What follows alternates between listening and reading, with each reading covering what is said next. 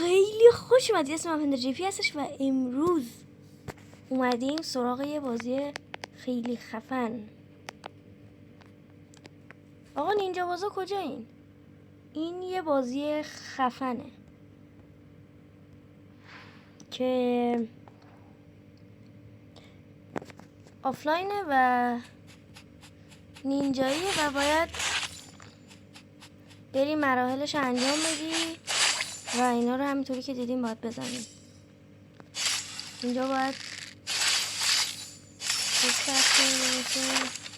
اسم بازی هم براتون میذارم. بریم سراغ ادامه بازی. یو خدا اولش یکم جذاب نی، یکم که بریم جلو فکر کنم قراره بالتر بشه. این تو چیه؟ سخون به چه کار اونه؟ اسپان میگه که فکر کنم استخون باید چیکار کنیم؟ بسی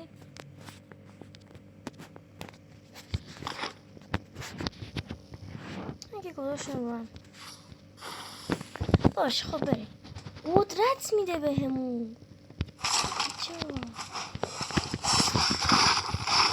خیلی بازی جذابیه.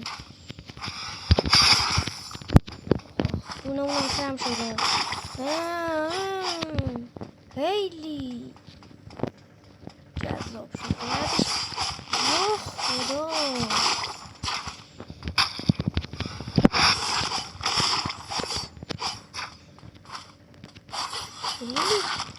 خدایی بچه بازی خیلی جذابی. چی شد اینجا؟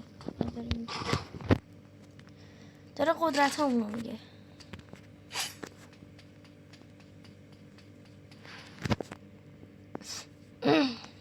خب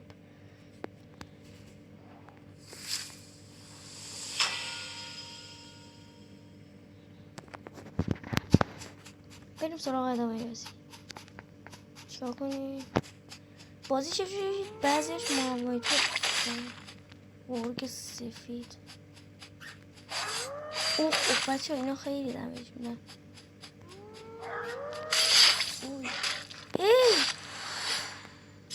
تا خیلی اندازه اونطوری که نه ولی خب دمیج میدن.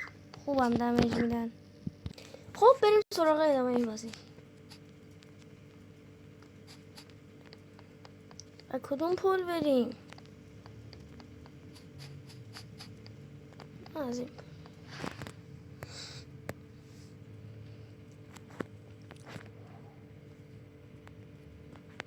خب ای یا خدا خوب زدیمشو. این همین یه شمشیره که فاصله قطع میکنه خیلی نیازه. اینا نخوریم ولی بعضی موقع تموم هم میشه. یه حمله کن. آفرین بسیاریم.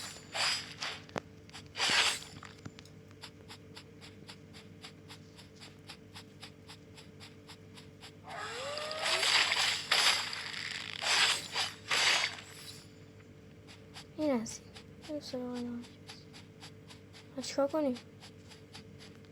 آها کتابه رو برداریم. خب بریم سراغش.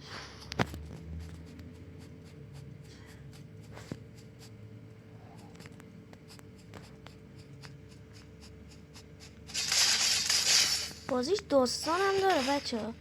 باید بگذره نیروها قوی تر میشن. باید بریم سری از کسا رو انجام بدیم. چیزا رو برداریم. یه سری چیزا رو برداریم ببریم برای بعضی مطمئن اینطوری دیده بود. خب آقا من ادامه بازی رو نمیرم چون که دیگه شما میخوام خودتون تجربهش کنید. اینجا به بعد خیلی قراره باحال باشه مطمئنم چون که رفتیم جای جدید. و اینکه آقا اسم ویدیو رو توی